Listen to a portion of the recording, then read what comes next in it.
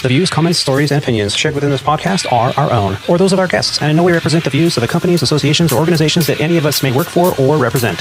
All stories, events, and tales shared within this episode may or may not have happened in the manner in which they were told. They may or may not have even happened at all. The details have been changed to protect the innocent and the guilty alike. This is Squawk Ident.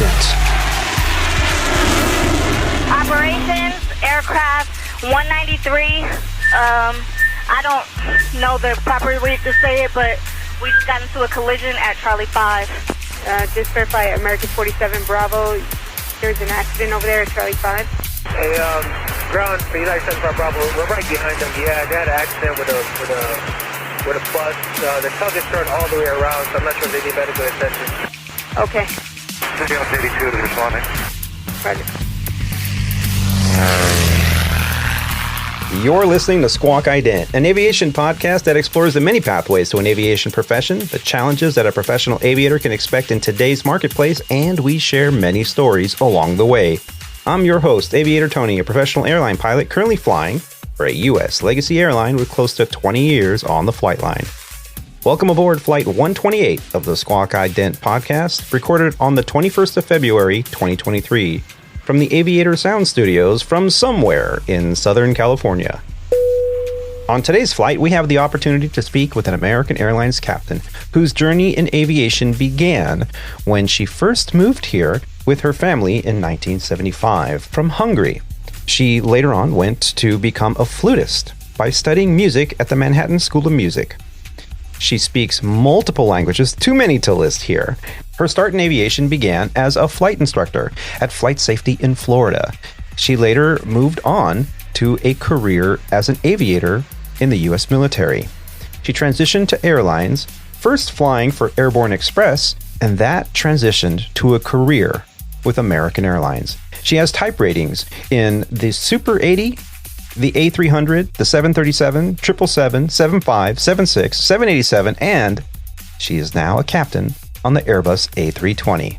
We'll be talking about mergers, unions, and running for elected office in the airlines union. Please help me in welcoming to the show, Captain Julie Zappos. Captain, how are you?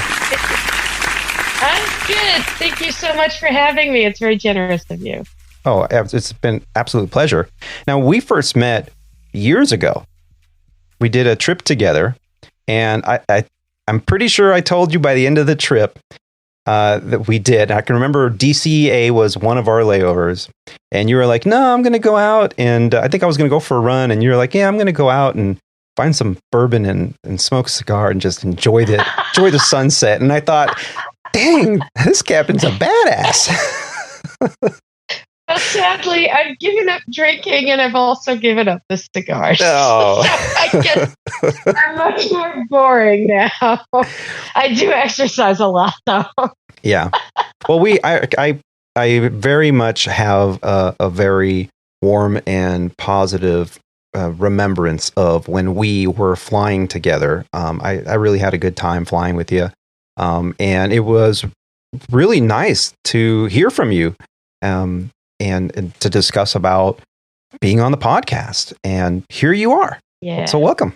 Thank you. And I'm really happy we're finally making it happen. I know we talked about it so many times. Yeah, we have. And you know, flight schedules, especially lately, have just been so crazy. And I know it's not just our airline or your airline and my airline and the other airlines. It's everywhere.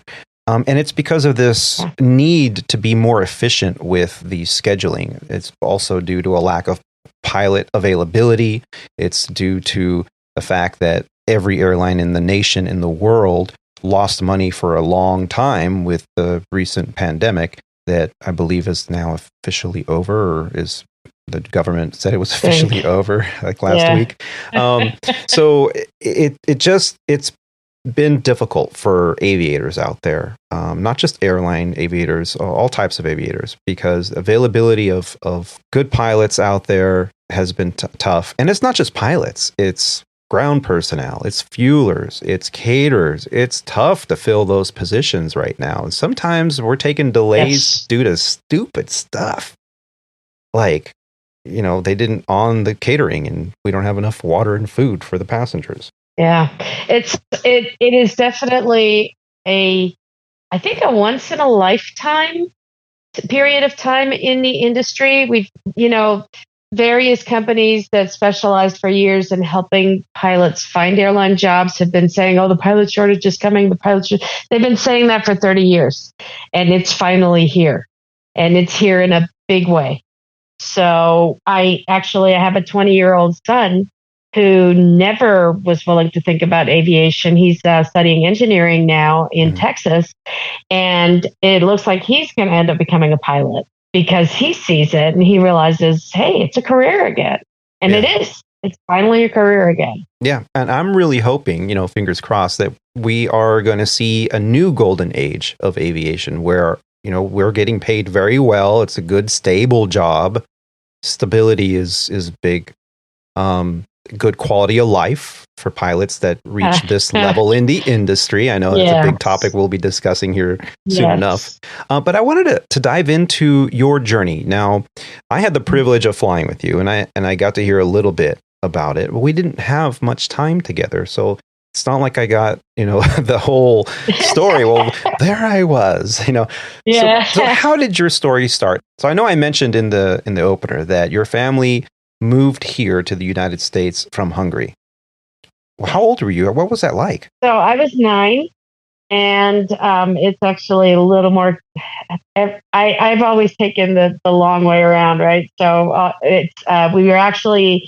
we lived in the States for a year when I was 5, and then we moved back, and then we moved back again when I was 9. And it's more complicated because Hungary was a Warsaw Pact country, so moving in and out of the country was not straightforward. My dad was a scientist, and he was here on a scientific exchange. And then the second time when we left illegally. So that was I did not get to go back to Hungary for like 15 years after we finally moved to the States. Yeah. Yeah. But there's only 2 things I ever wanted to do since I was about 5 years old. And one was to play the flute, and the other one was to fly airplanes. So I played the flute, and that was great. I got my degree. I have a Bachelor of Music from the Manhattan School of Music. And then I figured out I was going to be poor for the rest of my life. So then the alternatives were, well, I could do the family thing. I came from a medical family. My dad was an MD and my mom was a dentist. So there was one option was going to medical school, but I had a music degree. So I would have had to go back to undergraduate university for like 2 years to get the pre-med courses and then go to, and I was burned out with school, and I'm like, yeah, let's try the flying thing. So you were a college graduate by the time you started to dive into flying. Yes. I came to it relatively later than a lot of people. So I definitely, and no background. We didn't know anybody. I ended up, I actually became a flight instructor first. I got my training at the Flight Safety Academy in Vero Beach, and then ended up becoming an instructor at the Comair Aviation Academy. And that was about the time that Desert Storm broke out. And so I thought, well, I should serve my country. And I applied with the Air Force, and I was actually accepted to go to undergraduate pilot training in 1992. Oh my goodness, this summer is going to be 30 years since I graduated pilot training. Now, do you have some kind of reunions with military service at all? Like public people, or what do you call it? Civilians have with high school and stuff? There are some people that have reunions. And my husband went to a 30th anniversary, actually, of his pilot training class. But there's a couple of guys I know. There is a guy that works for American Airlines, and he actually went to officer candidate school with me, officer training school, OTS. And his name, I guess I shouldn't say his name. Anyway, he's a captain here at American, but he got hired by U.S. Airways. And I actually just saw his name the other day, which was kind of cool. That is cool. So, but no, we don't really have reunions, but you do. It's a huge industry, but it's a small industry. So, you always end up running into people that you know. Yeah. Yeah, I actually had an experience lately. I don't know if I should share it, but so I'm at the airport 3 days ago in Nashville on a sit, and the captain and I are just walking, looking for food, and all of a sudden I hear Tony, and I look up and I see a young man in a let's call it Legacy Airlines for myself uniform walking towards me. Yeah. I recognized him and I'm like, hey, how are you? I couldn't remember his name. And he's like, oh, and the captain goes, you guys know each other? And he's like, yeah, this guy gave me my first sign off, my IOE at my first airline after, I went to, awesome. So, and I was like, oh yes. Okay. Now I'm putting two and two together. But it's a small world. You come across thousands and thousands of people. Sometimes you only fly together one trip.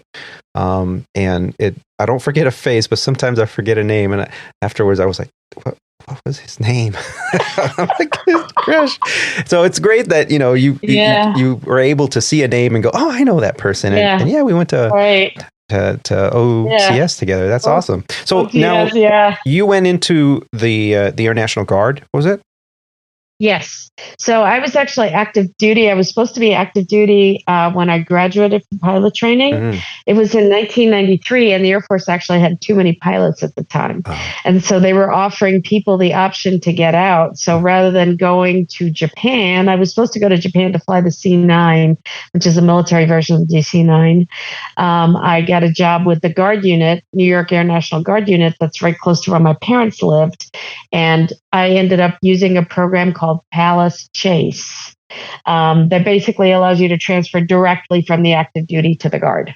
Oh, I see. And I was very, very fortunate because if I had been active duty, I would not have been able to get out from active duty until 2001.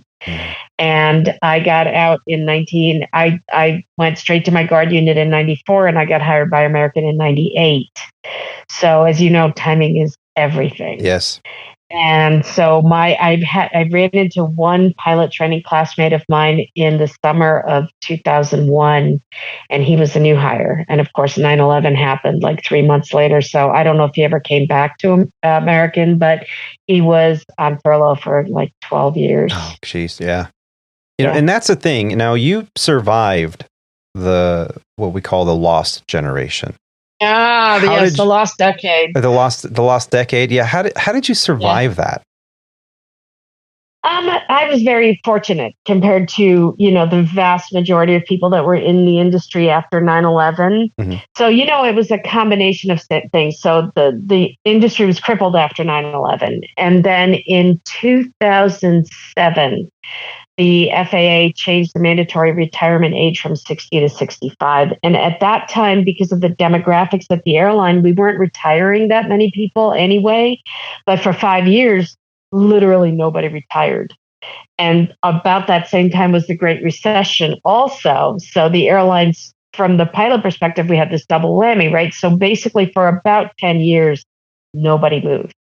And so if you were on furlough, unfortunately, it meant that you were furloughed for that whole time. If you were at the airline, whatever seat you were in, that's where you were at for that period of time. And I have loved my time with American Airlines. It's not a perfect job. There is no such thing as a perfect job.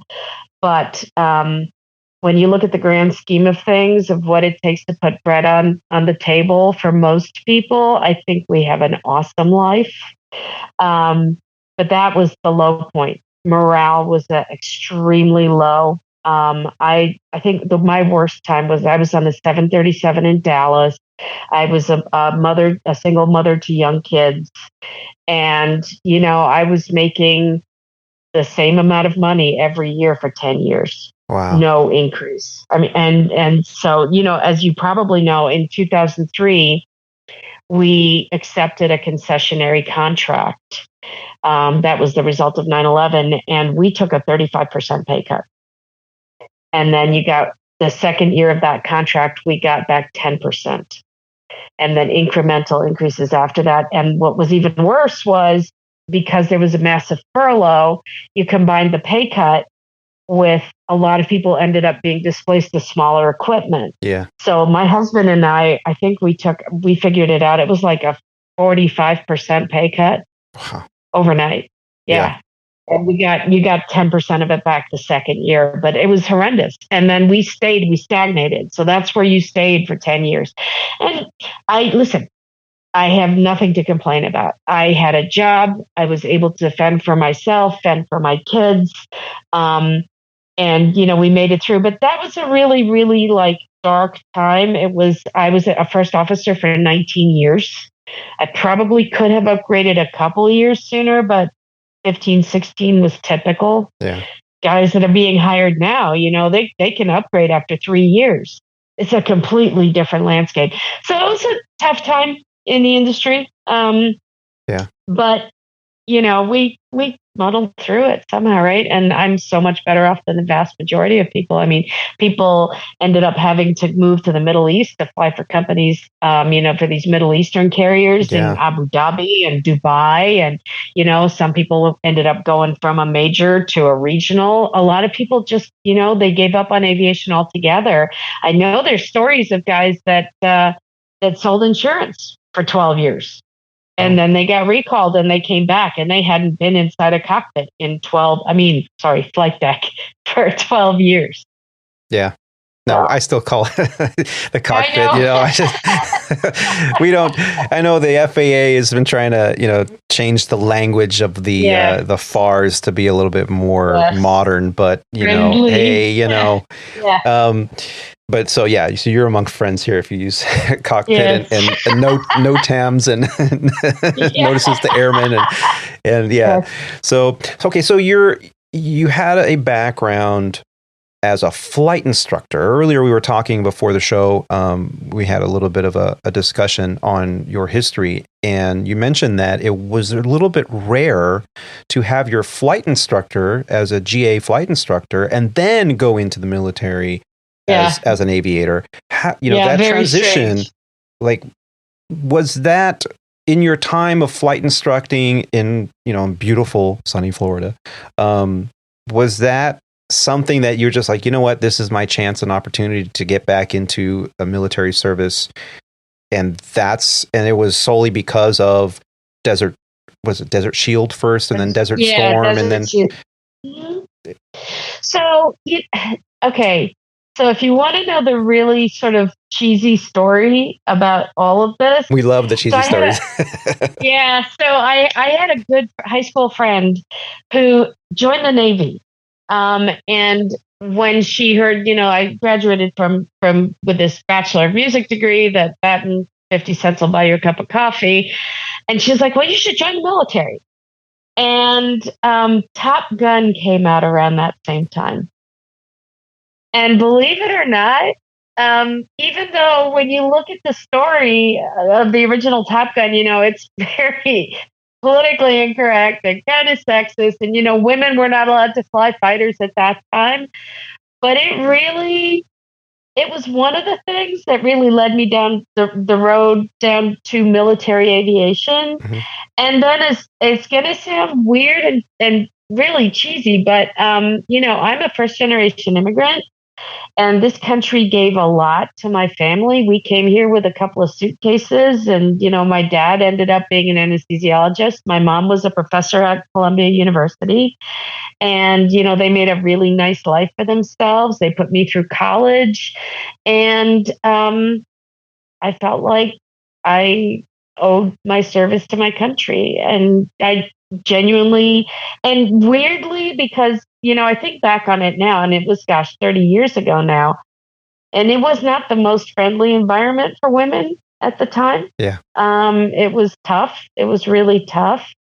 I'm really glad I had the experience, but it was definitely not in the right sequential order to be a flight instructor when you go to pilot training. Most people kind of roll straight out of college to go to pilot training in the Air Force and the Navy. Do you think that gave you a little bit of a leg up, understanding a little bit maybe more about aviation than maybe some of your fellow military recruits that were coming into OCS? I'm sure that it made, so some of the flying that you do in military pilot training is really different, and having, the flight instructor background isn't directly. I mean, you do instrument flying, but you do formation flying, you do aerobatic flying, and that stuff is you're on the same level playing field with everybody else. I'm sure it definitely helped. It was, it was a stick instead of a yoke. I flew the T-37 and the T-38 for pilot training. So probably less steep of a learning curve for me than for the guys that had, some of them had some flying experience. Some guys came to it with none. Wow. And the military is set up for that. I mean, it is America's ab initio program, right? Because foreign airlines, they hire guys off the street with no flying experience and pay to send them to flying training. We don't, I guess airlines now, they're starting to do that, right? Because they have to, because they can't fill the seats otherwise. But we don't have an organized ab initio program like they do in Europe. Ab initio meaning from the start, right? Yes. So where they basically you get, there's some instructional requirements. You have to pass some tests and stuff. And then you sign a contract with an airline that says they will pay for your training. And then you have to stay at that airline for X number of years. Yeah. Now you mentioned this earlier too, that, the foreign carriers, I remember I was in the industry at the time. Some of my fellow pilots at the alias for my regional that I used to fly for, we call it Sandpiper.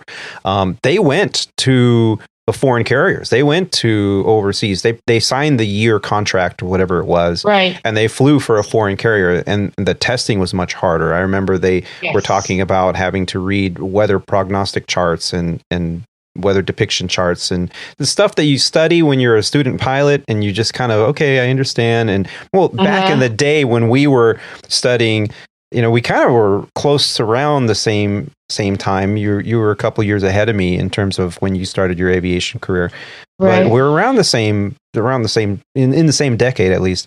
And you had to print these charts out off the computer on a color printer, or call the flight service center to check, what's the weather look like on my VFR cross country. And now it's all on ForeFlight on the click of a button. And so there's no need to learn these other charts, but these foreign carriers, back then, it was kind of a big deal, because once you reach to an airline level, the dispatchers and the weather service people do that for you. You print out your printout of your dot matrix printer of your flight release. We didn't even have tablets back then, EFBs. So we'd look at NOAA and stuff on a computer monitor at the gate on these old TV screens, and we try to figure out, okay, well, did the dispatcher send us the right way? I guess so.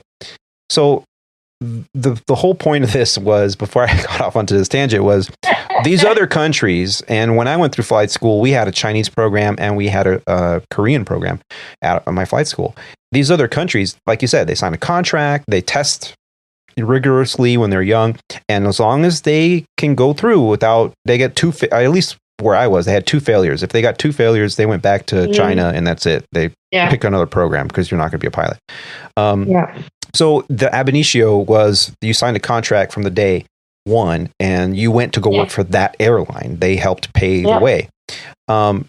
We've mentioned the shortage of pilots. We've mentioned how long it takes. Like you said, your son was not really going to go down aviation roads. He was going into engineering, and said, well, hey, the money's there. So now it's going to take years for that training and to get on board, and then get a flight instruct for the 1,500 hours, whatever it is, and then get on with a regional and do that for 4, 5, 6 years before you come over to a mainline carrier, and then start a career that you can be proud of and retire from with decent retirement. Do you think that our country is going to, and our airlines in our country is going to need to do the ab initio, signing the contract, where the military used to be the training center, and they would be 80% military pilots. Now it's barely anything, because what is there, drone pilots and drone pilots and helicopter pilots, and I think the biggest change that happened is, it was very typical, like in a new hire class, where you would have guys that would come over to the airline as soon as, when I went through pilot training, you were required to stay in the Air Force as active duty for 8 years. It's now 10 years. So these guys start pilot training. Let's say they do it at the youngest age, so 22, 23 years old. They graduate pilot training when they're 23, 24. In theory, they could get out 10 years later. But because of what happened after 9/11, military guys looked at the aviation industry and they're like, oh, no, I'm going to stay in the military until I can have a retirement, because they can retire with a retirement from the military after 20 years of service, active duty. And then they have an income that I think when you retire with 20 years, and it's all changed since then, they've gone to some kind of hybrid retirement. But it used to be that you would get paid in retirement like 30 or 40% of your active duty salary for the rest of your life. So these guys would come out of the military and they basically have something they can live on. And then doing the airline thing is just a bonus. Yeah. And so what changed was I was 32 when I got hired by American, and I was on the younger half of my new hire class, but definitely not the oldest, not the youngest. I think you see that the military guys that we are getting now are in their mid 40s. Yeah. Because they wait until they have a retirement before they get out of the military. Now, I think that might change depending on how stable the airline industry is. Where that big shift happened was after 9/11, when all of a sudden the airline industry just cratered. And the military guys that were there, they were like, oh, I'm not getting out to go to an airline because I don't know if I'm going to have a job in 3-4 years. Right. So they stick with it until they have retirement. Then they come to the airline, which also means that they only have maybe 20 years with the airline, as opposed to, it was so much more typical earlier that you get new hires that are in their late 20s, early 30s with 30, 35 years with the airline. And I think that's less. Now, it could be that it's going to change again, right? Because of the demographic shift that's happening with the pilot shortage. But it's interesting watching the cycles. One thing I was going to say is it sure looks like it's a career, and that the industry should be profitable long term. The only thing that you always have to keep in mind is the airline industry is cyclical. It has always been cyclical, and every time, Doug Parker famously said that major airline is never going to lose money again. And 2 years later, COVID happened. So, there's always something. Well, there's always something. Doesn't matter how high you are up on the ladder. Everybody says something stupid now and again. That's right. So before we move on towards, what some exciting news that you're doing here coming up. Your time in the military. I just wanted to explore a little bit more with that, because you did mention that you were joining at a time when women could not fly fighter jets. And the big deal that we had recently was we had an all-female squadron fly over the Super Bowl. Fighter pilots. Really cool. What shift and change did you see from the time you got in to the time you left, and compared to what you understand about it now for women in the military? I went to pilot training. I graduated in 1993. And women had been flying in the military and in the airlines since kind of the mid 70s. So it had been probably 15 years. And I imagined that it would be fine. I was not 22 when I went to pilot training. I was 27. I had a bunch more real world experience than a lot of people did. I had worked in corporate America. I had been a flight instructor, and it was pretty bad. There were very, very few. At least they were smart enough that they made an effort not to have only one woman in a class. So the class that I started in, there were 4 of us. Only 2 of us graduated. I don't even remember when the first 2 left. I don't think they made it to 2 weeks. It was a very, hopefully it's a different time and it's not like that anymore. There were some lawsuits and some other things that went down while I was there. I had nothing to do with it, but it was a thing. And then I went to my guard unit, and that was not that much better. I kind of felt like there were about 4 or 5 of us that all went to the guard with that same program where we graduated pilot training. We were supposed to be active duty, but we went straight to the guard. And I kind of felt like the guys all started here, and I started here, and I had to work my way up to 0. So I worked 3 times as hard. And after a few years, people finally like, oh, wow, she can really fly airplanes, and she does a really great job, and she makes my job really easy.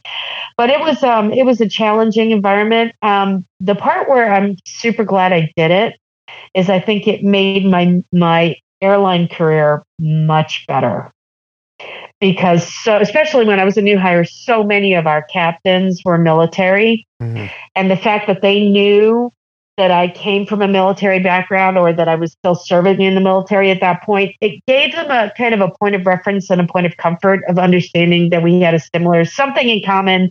And they kind of knew, like, okay, they know what slot to put you in, right? They know what the background is. They know that you've been through some of those same experiences. Yeah.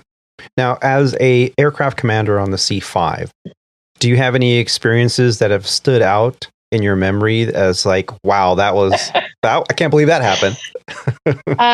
We had a lot of crazy things that happened to us.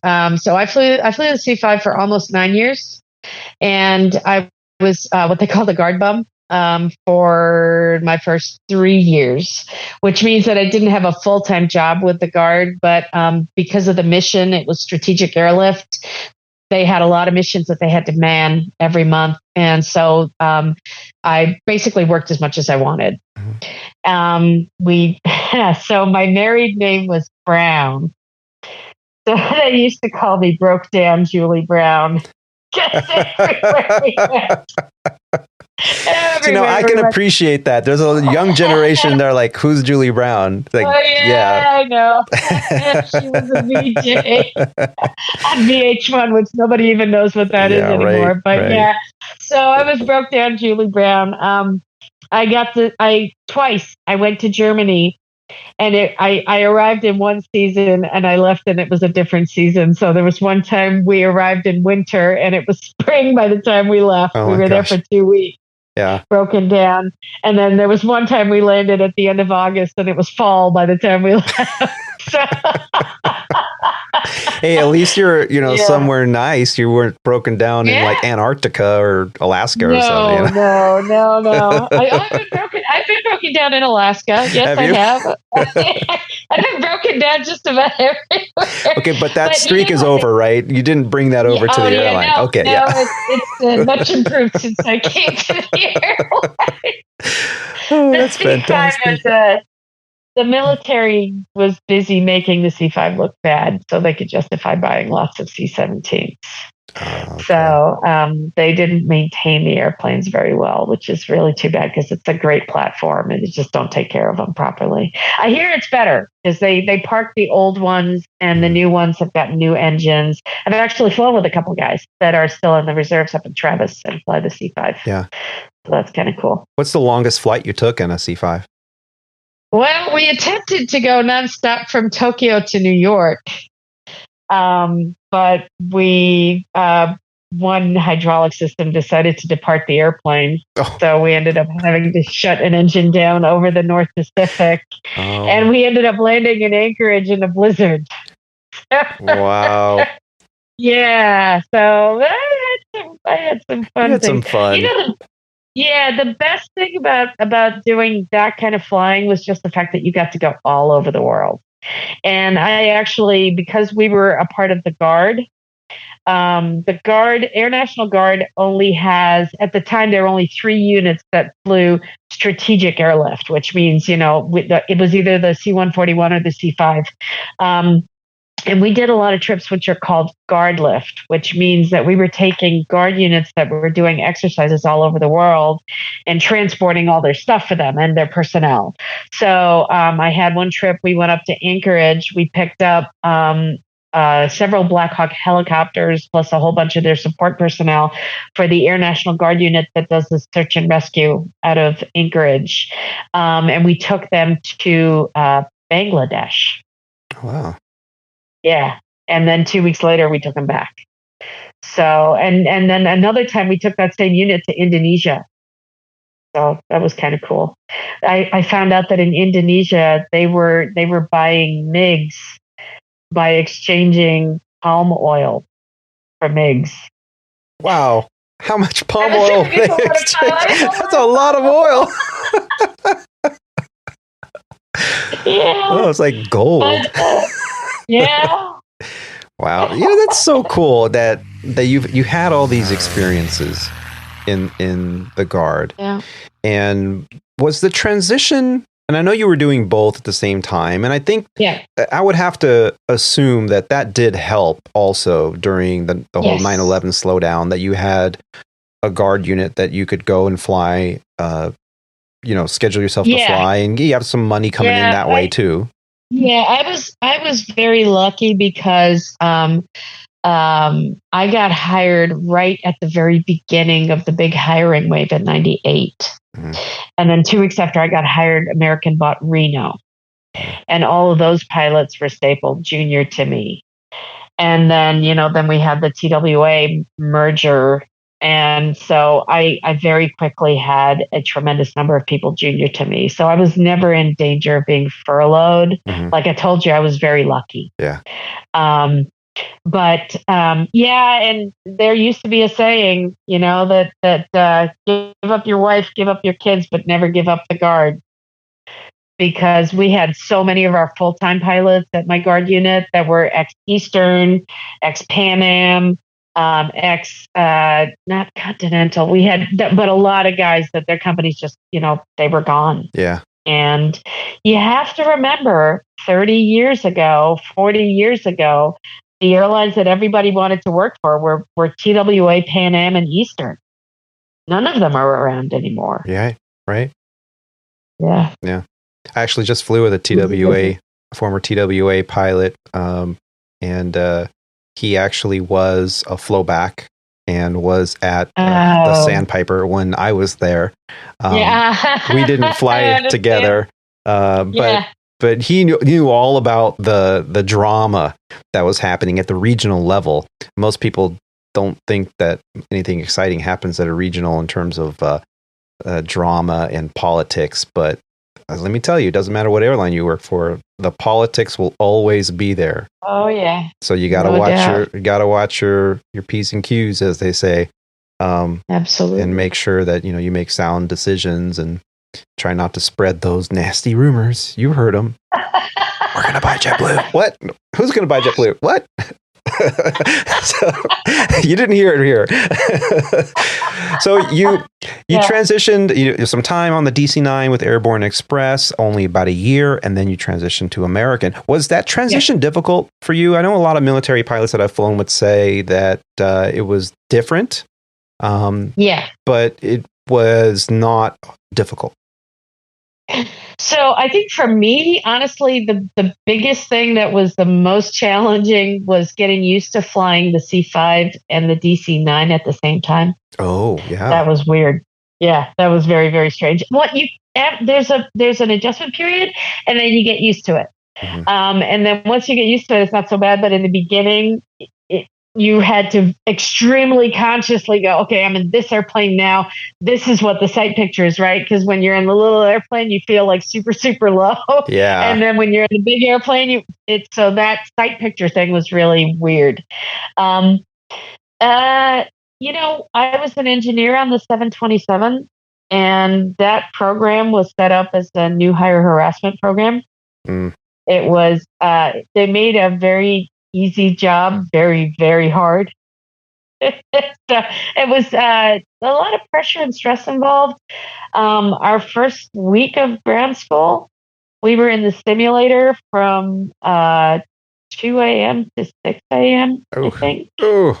They were running the sims 24/7. Yeah. And then every week you got 4 hours earlier. So I remember being in training on Christmas Day, being in training on New Year's Day. There were no holidays. It was just go, go, go. Yeah. And I went through 3 long courses before I got off probation.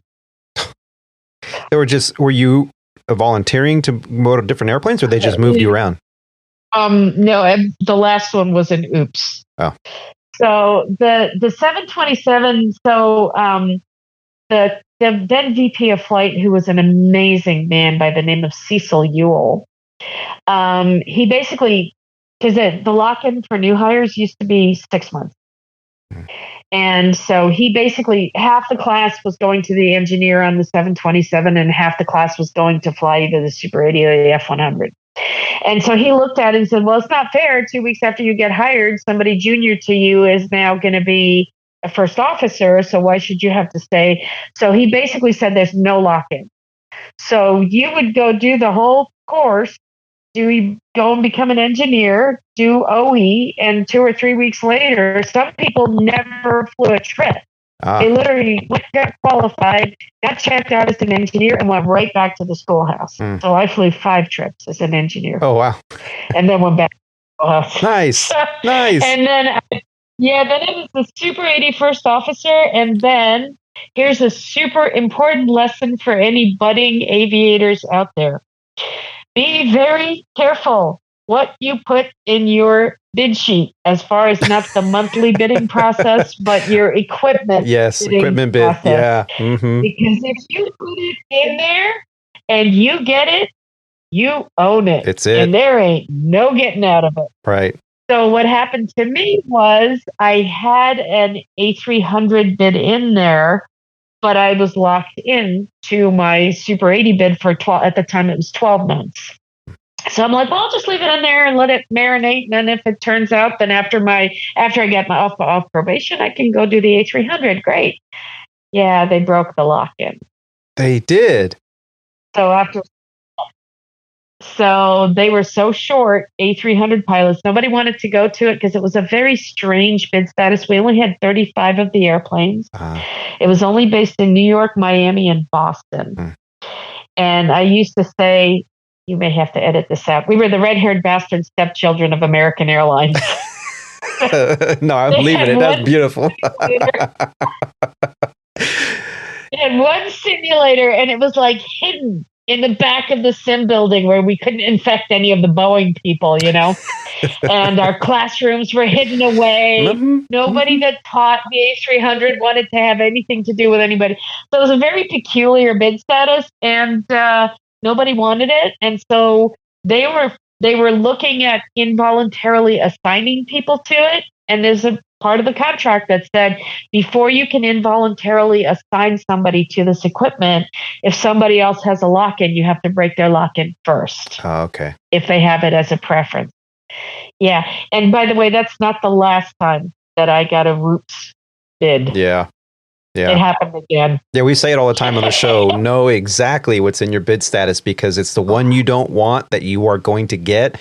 So it's and you call them and go, "Oh, I'm sorry, I did it wrong." Sorry, it's yours. Yep. So it happened to me twice that I was on 3 fleets in 1 year. And the second time was also a whoop because I was on the 7576. I get a 777 bid. Finished training in July, and the 787 was just coming online. We didn't have the first airplane yet. Oh, okay. And they ran the first bid run in Dallas.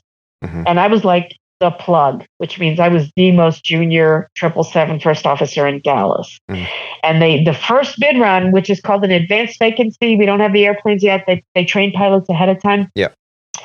So, I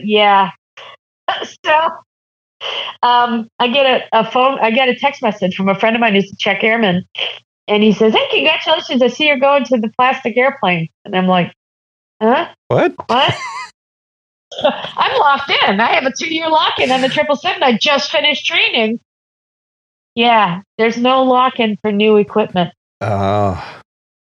So put that in your little... Know your contract, folks. Whatever airline you're out there, whatever country you're flying in, you're flying for someone, know your contract. Yes, because the company sure does. Yep.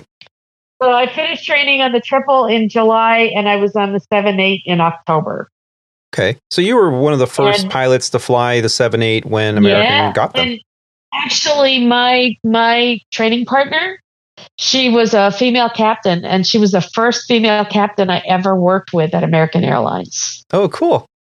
Yeah, and we went through the whole long course together on the triple on the 7-8. She was amazing. Oh my gosh, she could have built the airplane the day that she showed up for ground school. Oh wow. She had notebooks full of everything. It was amazing. Wow. Now that's dedication right there. I mean, I can remember my first ground school when I was a new hire at Sandpiper, and I was staying up at night reading like obscure sections of the aircraft operating manual, and I wanted. And one day in classroom, I can remember that the instructor was going around the room asking a systems question, and everybody had to answer. And he goes, "Pretend this is your oral, right, for your check ride, and this is what we're going to do today. Let's see how well you've been studying. These are all questions that all of you should be able to answer right now with the knowledge that you have." And I was sitting kind of towards the back of the room, and so everybody got their chance to give their answer. And they got to me and they said, let's say you're doing a walk around, Tony, and you notice that the green navigation light on the Embraer 145 is not working on the walk around, and the others are. What do you think the problem is? And I said, well, I don't know what the problem is. Probably the bulb is burned out. He says, is there anything you can do? I'm like, yeah, you can switch from A to the system B, because there's 2 bulbs on each wing, so you don't get stuck somewhere. They were very intelligent when they designed this. And they go, oh, that's very good. And what would you do? Where would that be? Well, I said, I wouldn't move a switch unless it was directed by a checklist or by maintenance, or, and I would confer with the captain, and it's an inoperative item, so I'd put it in the AML. And go, oh, very good, very good. And he goes, so where is that switch located? And like 3 people, like the guy behind me, the guy to my left, and the guy to my right, were like, dude, just so you don't know, shut up, you're digging a hole. You're digging a hole. And I knew the answer. It was like, well, there's a panel behind the captain's seat that has a little door, and you can open it, and it's in there, because I had read it the night before. But I kept hearing them and whispering, and I said, I would have to look that up, sir. And he goes, there you go. That's what I've been looking for the whole time, that you need to look up. But I knew the answer. but that's, we used to have to build the airplane. That we used to have to come prepared is great. But now? Yeah, but it's so interesting how the training has changed so much, right? It's moved so much from being this much of the manual is how the airplane works, and this much is how to operate it. And now it's the exact opposite. We don't even have paper manuals anymore, but 3/4 of it is focused on operating the airplane. And the training from day one is all focused on setting up approaches, and all of the systems learning is kind of shuffled in there. Yeah. So it's kind of interesting how much has changed. Yeah, it really has. And even in the military aspect of it, my wife is a former U.S. Army soldier, and she's been out for a long time. And the other day at my daughter's career day, I guess it was, at her school, there was a Army recruiter talking to the kids, going, oh, when you get out, you come see us, blah, blah, blah. And so the 2 of them struck up a conversation. Both were Latin women. And they were talking about, what year were you in? It was in the 80s, and da, da, da, and okay. And she's like, is this still going on? And she's like, oh, no. The recruiters said to her, no, the drill sergeants don't yell anymore. They can't say anything negative because it's offensive. And God, no. So I remembered, they used to say, we're gonna tear you down and build you back up. Right. Okay. Yep. So that emotionally, physically, all of it. They're going to tear you down and they're going to build you back up. That's the whole point of the boot camp and the initial training, physical training, all of it. But they don't do that anymore because they're afraid of the repercussions of saying something that offended somebody, or or being too hard on them. It's not like you can sue them. Right? They own you. You sign your life. They own you. They can do whatever they want with you, basically. Yeah, but times have changed. Yeah. And, so, I mean, I will say that generally people that study education, right, always find that negative reinforcement is not a good way to train people. I have to admit, I was in the military and we had drill instructors and I think that partially made me who I am today. Yeah. And, I mean, there were some definite, we were talking about how rough pilot training was. Mm-hmm. It took me a really long time to start being able to peel away the armor. Because the problem was that I needed it at work and I would bring it home. And I could be very hard and harsh with people. I waited for a long time. I had kids relatively later in life, so I don't think they got too much of that. But it was definitely a lengthy process to peel that away. Yeah. And, I mean, I was not in active combat. Nothing happened to me that would make me have PTSD or anything. I'm grateful for the military experience that I had. I'm glad I have that as part of my background. Yeah.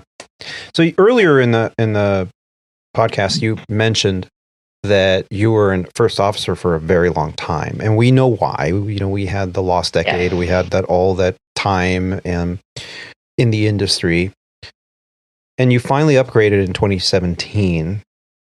And traditionally, you were always on either a Boeing product or you were on the A300 for a while. So you did get a taste. 17 years. It was, and the A300 was a very different beast. It had a yoke. Mm-hmm. It was a very small yoke. It had a little baby yoke. Oh, really? Yeah. It's funny. The rudder pedals were exactly the same as the A320, but we didn't have a stick. Okay.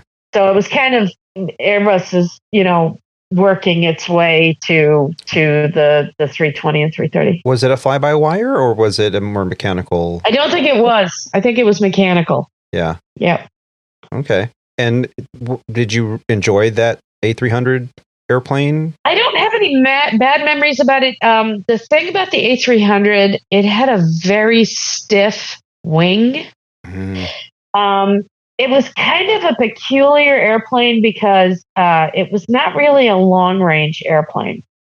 It was the ideal segment length for that airplane is 4 to 5 hours. And so it was only based on the East Coast. And all it could do, the furthest that it could make it to Europe was London. Oh, okay. So Boston, London was okay. New York, London was at the outside edge of the envelope for that airplane. There were sometimes that you had to leave people behind in London in the wintertime coming back because they just couldn't put enough gas on. Yeah. It also had very stiff landing gear, so it was hard to land well. But the ride was really uncomfortable, and it had the same problem that the A320 has, which is it just doesn't really have enough wing.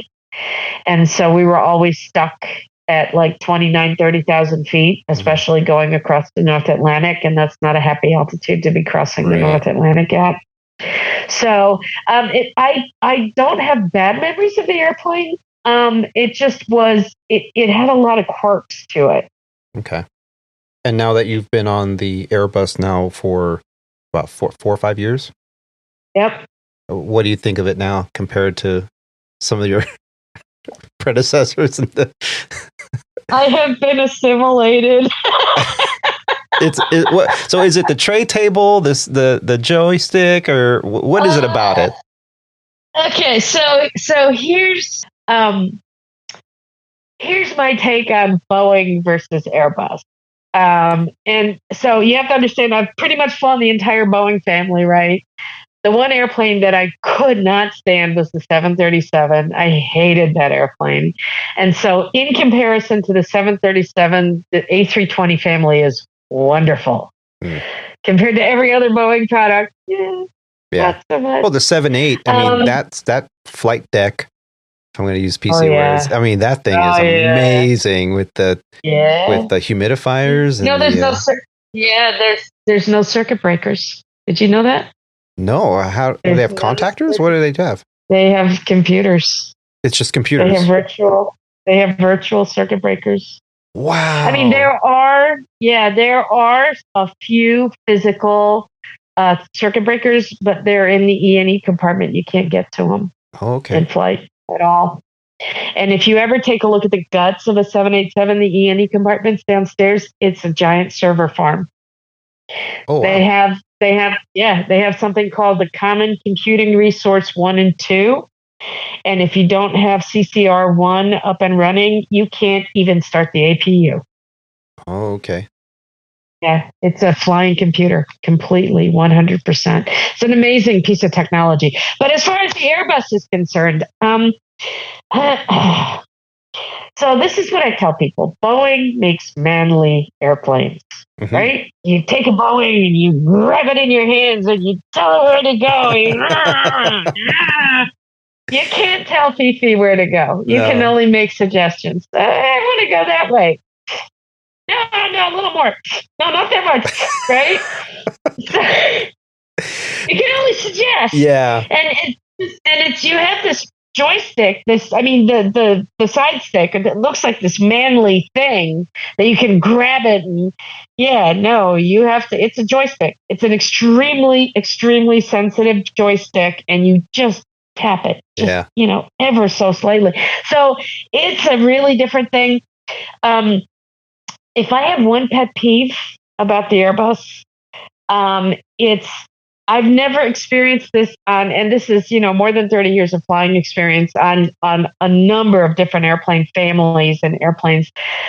I've never experienced an airplane that has so many intermittent mechanical issues. Yeah. Right? Yeah. So you'll get an ECAM and 30 seconds later it goes away. Mm-hmm. And then it may not come back or it may come back. Yeah. And this has become like the gold standard. An ECAM message. Oh, quick, take a picture of it before it goes away. Right? Absolutely. That's absolutely correct. Yeah. Because nobody will believe you, right? Right. I think the airplane computer keeps a record of everything. Yeah. So it will pop up. But it is, and what's even, I've had one really huge, serious emergency really in my whole career, and it was on the Airbus. And it was an ECAM. It was a FADEC, which is basically the brains of the engine, full authority, direct engine control, I think is what it stands for. And it's the brains, and each engine has two, right? You can have FADEC A and FADEC B. So engine 2, FADEC B, lost its mind. And went out to lunch. And so we got engine sense, FADEC B. Then the auto thrust kicked off. Then we got engine 2 start valve open. Ooh. This is at 37,000 feet. So yeah, that got my attention quick. Yeah. Then the engine started to surge. So, and then you'll love this. So the ECAM procedure for engine surge, the first step was like, take the engine to ignition or something. And the second step is engine surge procedure accomplish. Really? Yeah. My phone and I are looking at each other and goes, there's a procedure? What is it? It doesn't say. It just says engine surge procedure accomplished. And we're like, what? There's a procedure? Just put it in ignition. Set it to ignition. So at this point, it's surging, right? Oh so at some point, some airplane I had flown actually had a memory item that was pull it back to idle. Right. So, or to wherever it stopped surging. So it didn't stop surging until we got it to idle. But now we have a 187,000 pound airplane with only one engine because the other one's at idle. So we ended up diverting into Nashville and no auto thrust. Right. Yeah. Right. So that was interesting. So a lot of lessons learned from that. The thing that I think was the hardest to manage was all of the ECAMs. Mm-hmm. Because so it started with 2 simultaneously. Then we had the auto thrust. Mm-hmm. Then we had the start valve, but then that went away. We had TLDR. Oh. That's all it said, TLDR. Thrust lever disagree. Mm-hmm. Then we got the start valve again. So it was like every 20, 30 seconds. Yeah. Ding, ding. It's overwhelming. Yeah. And we had so much to do because I think we were on the ground within like 15 minutes. Oh, that's quick. And, talk to dispatch, talk to the passengers, talk to the flight attendants, do the procedures, and it's dinging at you the whole time. Yeah. And so I finally got to the point where I looked at my iPhone like, wait, we know what it is. Cancel it. We know what it is. Looked at it. Okay, it's one of those things. Make it. And then after 20 seconds, they would go away. So, and that's something that they don't really bring up in training that I really wish they would, because that's something that I've seen as a pattern on this airplane, is that you get spurious notifications or it's dinging at you. And it's every other airplane I've ever had. When you have an abnormal, and it stays abnormal. Yeah. But this airplane, it seems like it happens a lot that you get these spurious. And sometimes it's just a computer just has a. Yeah, too many computers on that airplane. It's just like one of them disagrees with the other one. You get a ding, and the next thing you know, it's like, well, the other one goes, no, that one, forget that one. It's something else. Don't worry about it. Okay. Yeah, it's but it's if I had, I think the biggest culture change for me coming from Boeing aircraft, particularly, I have more time on the 7576 than any other fleet. And I remember my first summer on the Airbus, and we were in Boston, and it was like in the mid 80s Fahrenheit, right? So like 85, whatever. And we were on one of the long runways, 22, whichever one is the long one. And we're weight restricted, and it's not even hot out, and we weren't completely full. And I'm going, wait, what? What?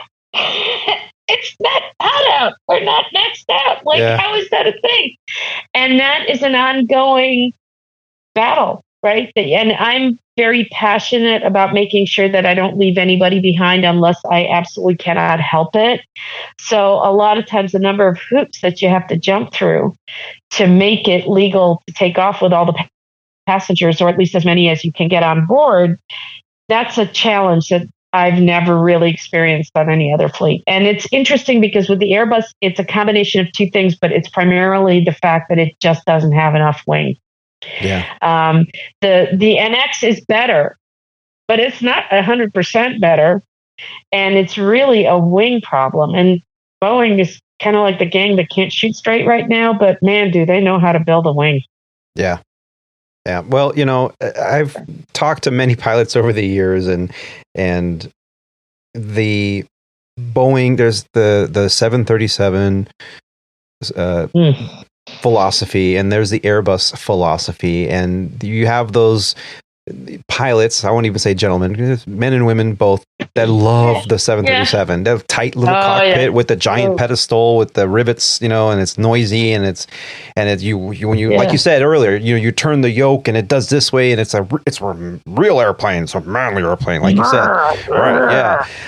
I love my favorite meme that came out a couple of years ago. So whoever created it deserves some kind of award. It had the video from some foreign Asian country where the guy's driving a bus with just two fingers, and he's just like so perfect. That's Airbus flying. And then there's the guy that's like grinding the gears in the semi truck, and that's the Boeing 737 pilot. It's like, I can't say anything bad against either aircraft, because I have zero experience in the 737, although I've spent many an hour in the cockpit on the flight deck commuting. But it's very uncomfortable as a flight deck passenger, as a jump seater. You get rivets on the side of your head. It's not that comfortable if you're flying it either. So as the FO, you get to choose: do you want to put your seat all the way back, or do you want to recline? Because you can't do both at the same time. Yeah, you hit the circuit breaker panel. Right, and then there's the rule where below 10, you can't adjust your seat anymore because of something. So, somebody told me that whenever you have a lesser seat, it's all mechanical. It's mechanical. So what I do is when I have a 737 pilot in my jump seat, I make sure that on short final I go, boop, boop, boop. Wait, is that right? No, boop. How about there? The captain always looks at me like, what are you doing? And I'm like, oh my God, that's awesome. It's all electrical. Oh, man. So, and we'll be right back right after the break.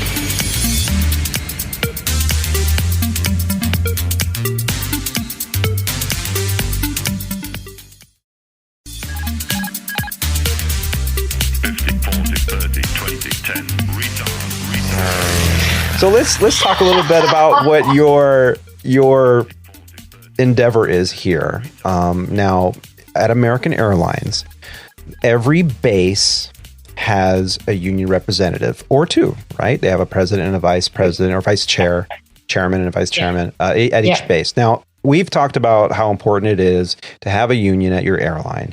Every airline has their particular union. Southwest has their own, Legacy has their own, American has their own.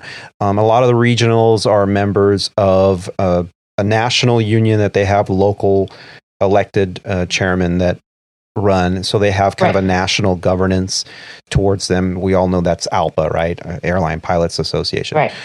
So every union has its pros and cons. Recently, you announced that you're going to be running for the Los Angeles vice chairman for APA. What brought forward this desire to do this now?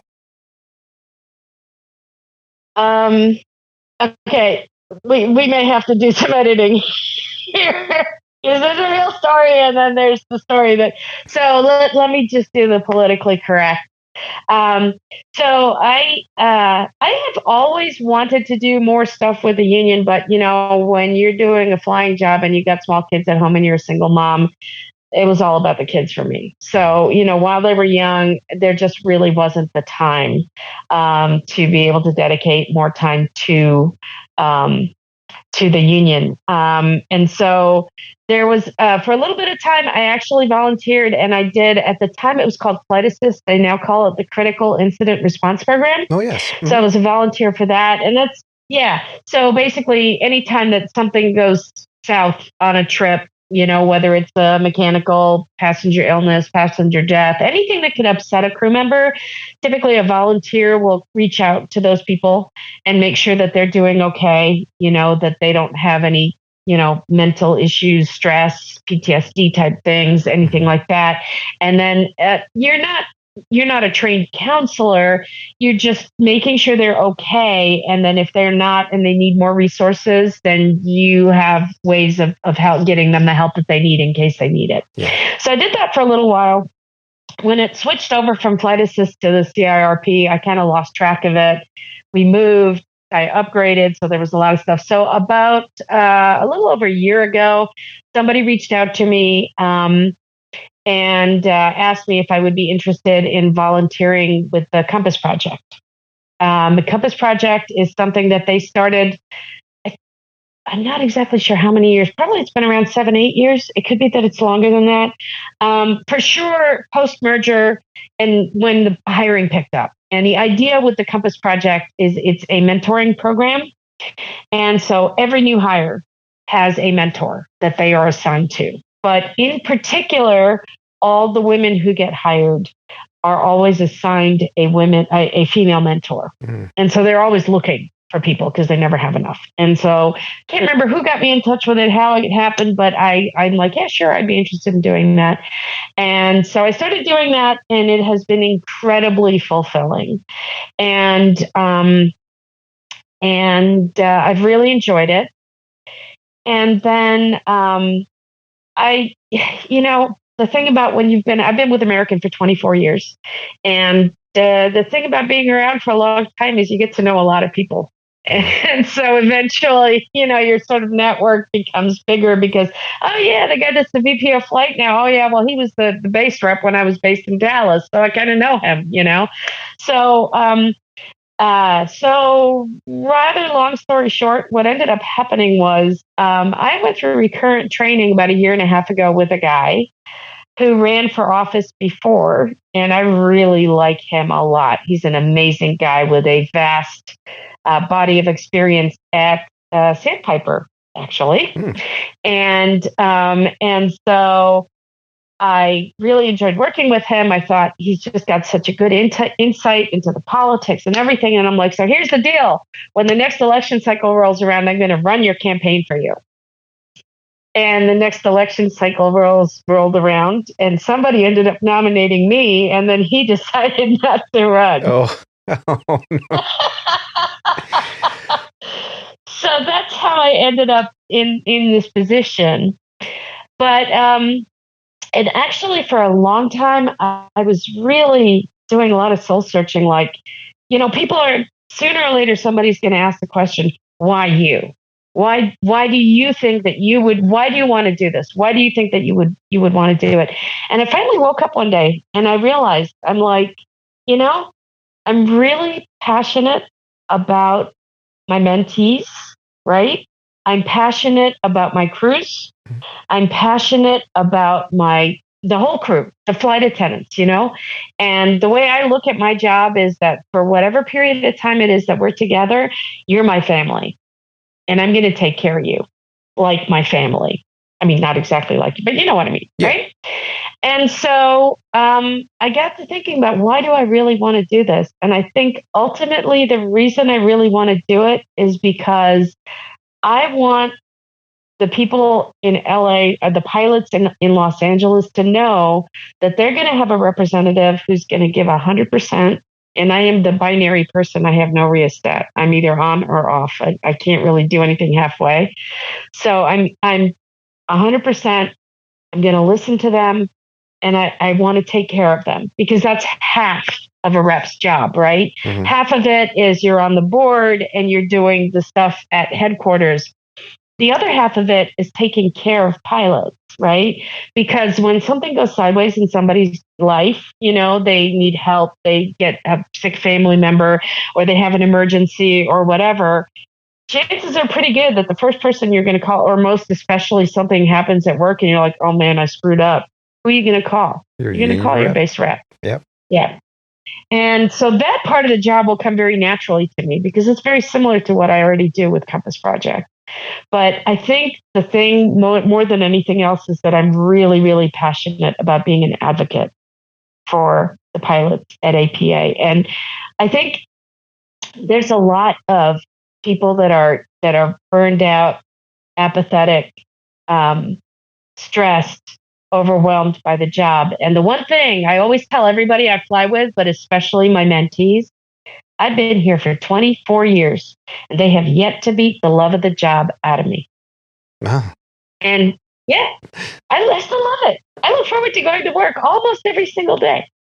So you know how it is. I mean, it's tough, and it's the contract and the work rules but for the most part, every time that I have had issues in my life come up where I needed help, the only question that I ever asked is, what else can we do for you? And that's not just the union, that's also the company. And that's God's honest truth. Now, that's my experience. I'm one of 15,000. I'm sure other people have had different experiences. Yeah. But this company's been very good to me. The union has been very good to me. And so I would love to give back. Yeah. And that's why. Now, for those listeners out there that might not be at this level yet, with unions and airlines, and I know a lot of our listeners are just starting out in aviation. Maybe they're a flight instructor, building time, because eventually they want to get here to a legacy carrier. So like I said earlier, to have a career, to retire from a place, make decent money, have a good retirement, and be able to travel and go to really cool places and fly really amazing airplanes. And you've done a lot of those things. Now, the union is crucial because, like you said earlier, the company knows that contract, your employee contract, they know it like the back of their hand, and they will bend those regulations, those lines of paper. They will bend them to their benefit 100% of the time. And so it's important as an individual and a pilot to know your contract, because when they're trying to do something to you that is not really in the contract, not in their purview, you need to be able to push back. Because when you push back, they're going to go move on to the next pilot, and that pilot might push back, and then they're going to move on to the third pilot, and that third pilot might go, okay, I'll do it. Okay, yeah. I guess so. So how do we stop that? Our union reps traditionally, and our communication director in the union, they traditionally come out, send out emails, send out news blasts, and kind of give you an idea. But lately, I think that a lot of people have been very cautious in their verbiage, because they don't want the company to come back and say, we're going to sue you because of you created a job action. Okay, it's a political position because you're elected into it. It's a political position to be a union member. It's not like back in the day on the waterfront, a bunch of guys with bats would come to your house if you cross the picket line. That's not going to happen here. Okay, we're talking.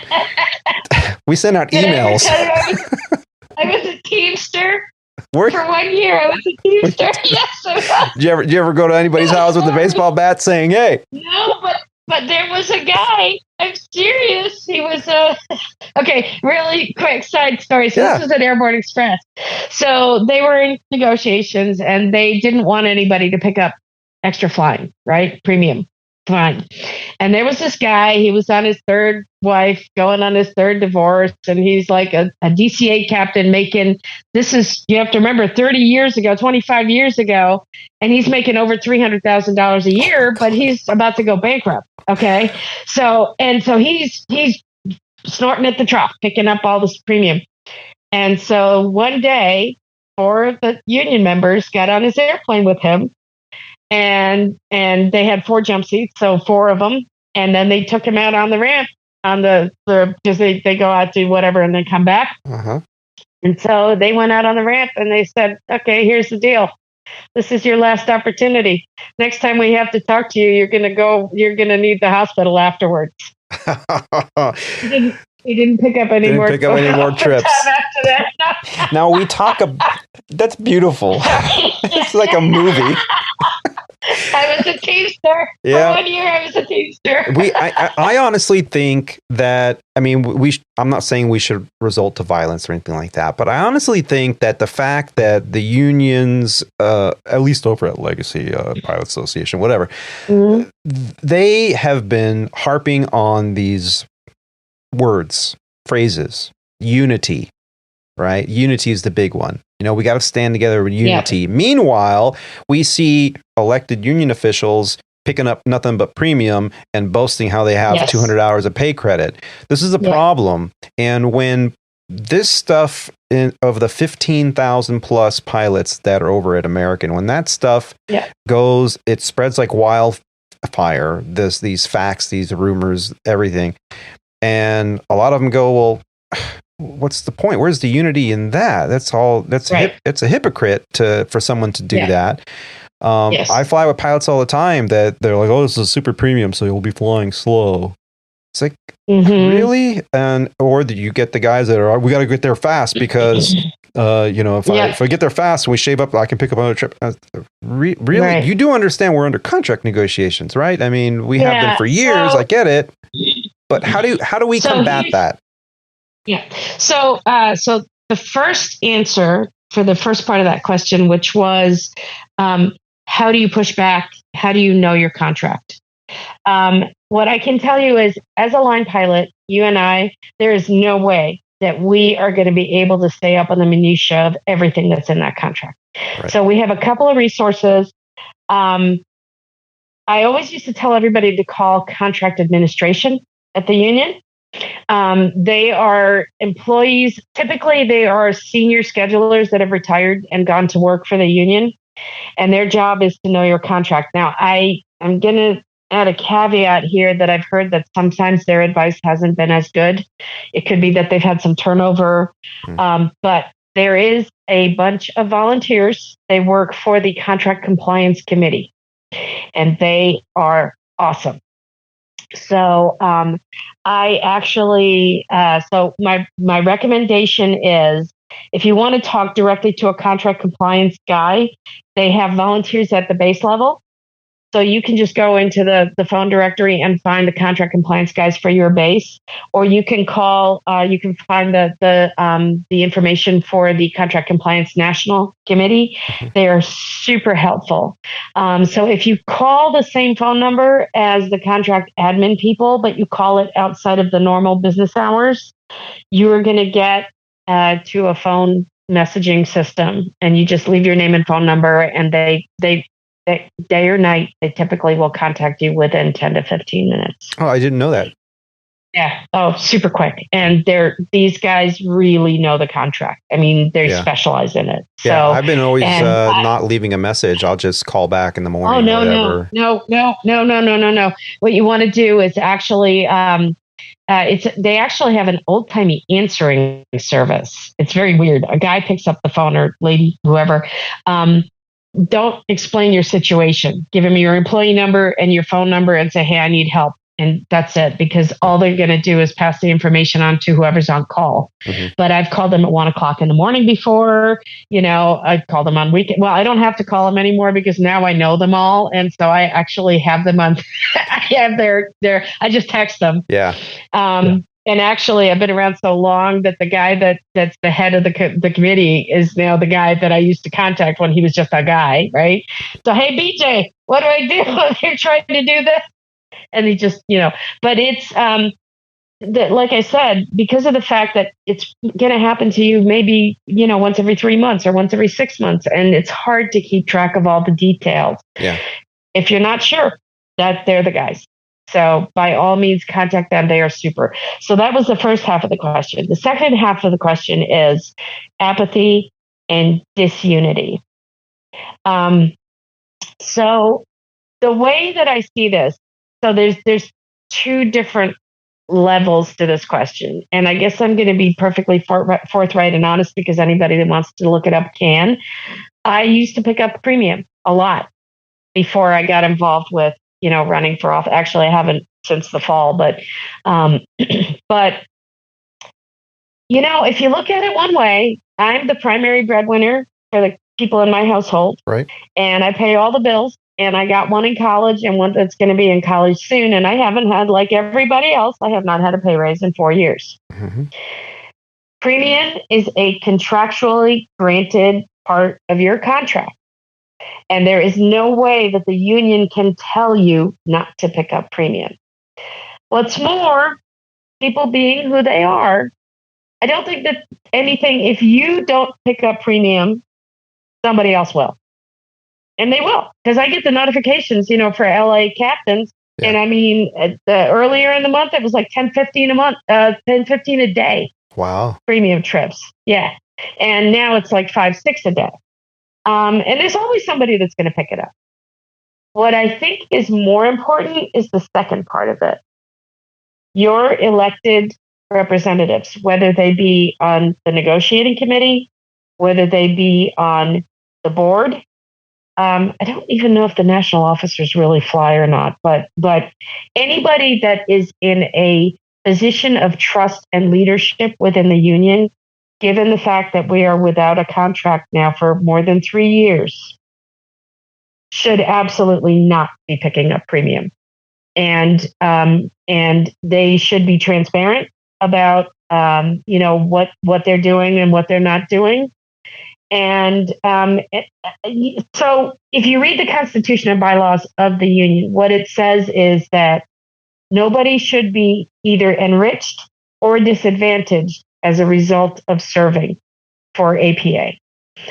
There is paid union leave. It's typically for the guys that work on the big national committees and the people that work for, and then the board members when they're doing official union business. There is definitely ways that you can take advantage of that. You take 1 day of union leave, you drop a 4-day trip, and then you're only doing 1 day of work, but the union pays for that because we pay for that, right? You and I. It comes out of our dues. And then they go and they turn around and they pick up 3 days of premium. And now they're getting paid for a 4-day and a 3-day premium trip. Wow. So, yeah. Oh, yeah. It goes on. And it's not even like an open secret. I mean, that's just how it's been. The only thing I can tell you is that I think it is wrong. And how on earth can you expect your guys to make a sacrifice if your leadership isn't making a sacrifice? Yeah. And that's the bottom line. And when they get their act together and they all get together and say, nobody's picking up premium until we have a contract, they should all come out and say so. Say, look, we're leading from the front. Do what we're doing. Because they can't tell you, right? Because that's a job action. So they can't say nobody should pick up premium. But what they can say is, hey, look at what we're doing. Yeah. Lead by example. This is the right thing. Yeah. Yeah, and that's, I mean, as a parent, that's what you do with your children too. You lead by example. You can tell them a million times to clean up your room, but if your room is messy, your own room's messy, they're gonna yeah, whatever, Dad. Yeah. So, yeah, I think the leading by example is a big point for me. It's disappointing. I don't know who these people are that are doing this. I've heard this happening. This is something that's been going around now for quite some time. And whether or not it's even true, which obviously I've heard it. It is true. Right. But even if it wasn't. I don't know who. It's certainly not all of them. Right. But there is a history. But even it's just bad. We shouldn't be hearing this stuff. We should be hearing, like, what good is coming from our representatives. Now, let's just say, this is not a political show, obviously. This is an entertainment show. We talk about the journey of today's aviator. I thought it was a great opportunity to talk to someone who is, in the union. I've had a couple people on before that have had roles. I've been trying to get some elected officials on, but of course, you know how that is. As soon as you're in, you're busy 24/7. Your phone, like you said, your phone's ringing at 1 a.m. sometimes. So it's kind of tough. But what do you see is the biggest point now for American, now that some of the other airlines out there that are on par with us are starting to sign TAs, tentative agreements, to employee contracts that are a little bit more in line with cost of living of today? The quality of life features of their contract are improving as well. That was huge for Delta. Southwest is struggling over the same thing. They want quality of life. Oh, yeah. What is it that we need to do, in your eyes, with our union going forward so that American, over in Legacy, if they have a similar or sister company, same thing. What do we need to do? So I think fortunately we got really lucky because Delta went first.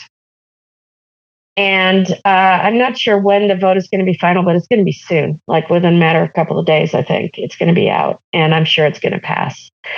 And that's going to reset the bar for everybody. So the one thing that is kind of unfortunate is, that so we had a failed tentative agreement during the summer. Thank goodness it failed because it was very bad. And so they decided that they were going to fire the entire negotiating committee. They have reconstituted it with brand new people who are still not fully trained. And so they are now basically having to. So I don't know if you read some of the messaging, but there was actually a message that came out a little while ago that the negotiating committee is now coming back to figuring out how to enforce 63 lines in our current contract that have never been implemented. Yeah, I read that. 8 years ago. Yeah. 8 years. 63 items.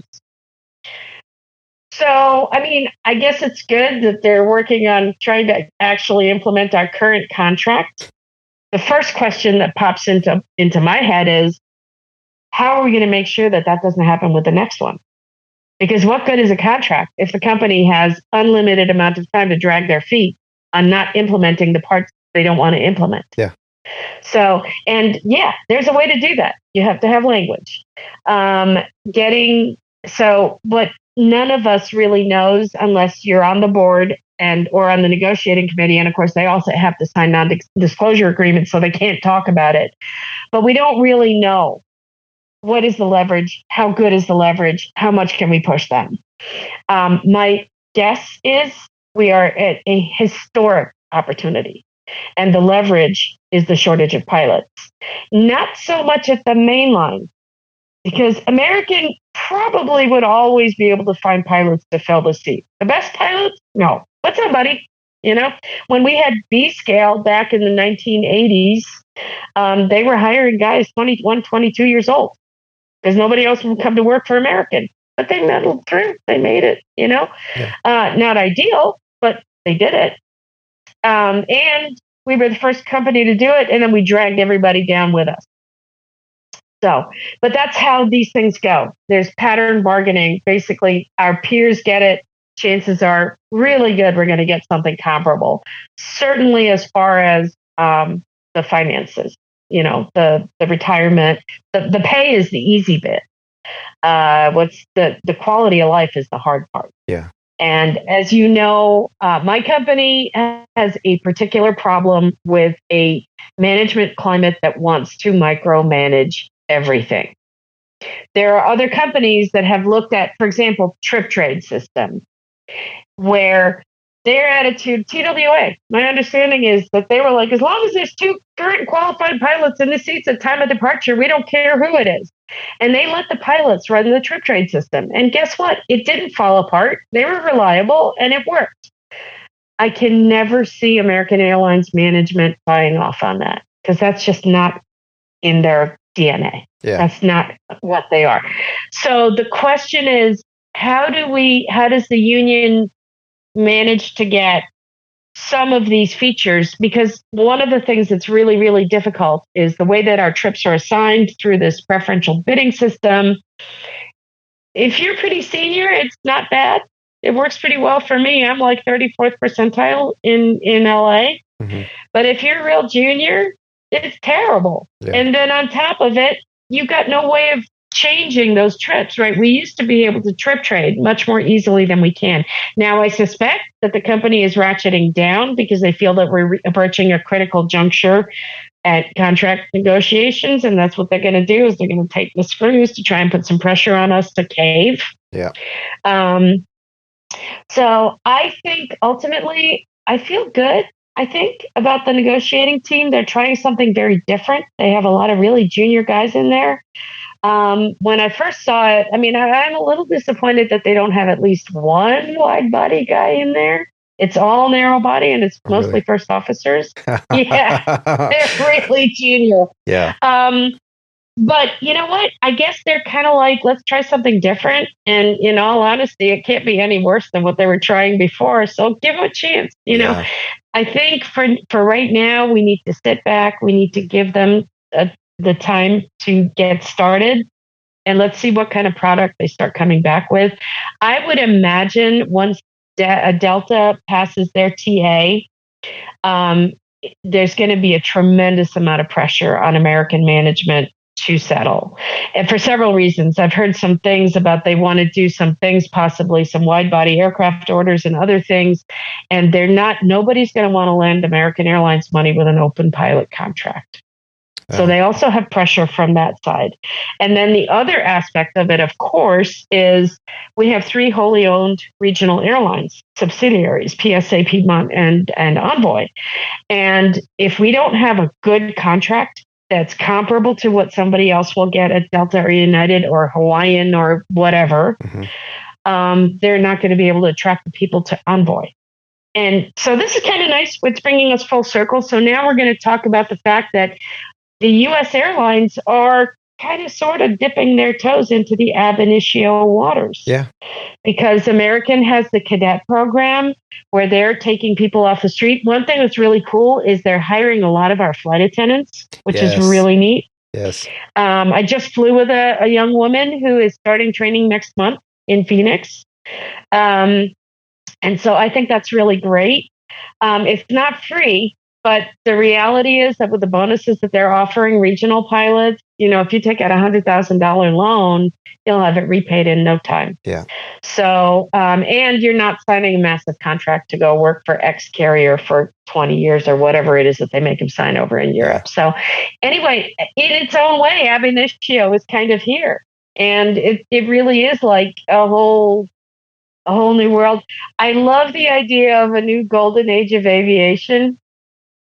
I just want you to keep in mind that every 10 years, there's going to be some kind of a catastrophe. Right. Well, I think our quota is filled for at least the 2020s. Now, you mentioned ab initio, and I know United, we've talked about it on the show quite a bit. United has purchased a school in Phoenix, Arizona, the Aviate program.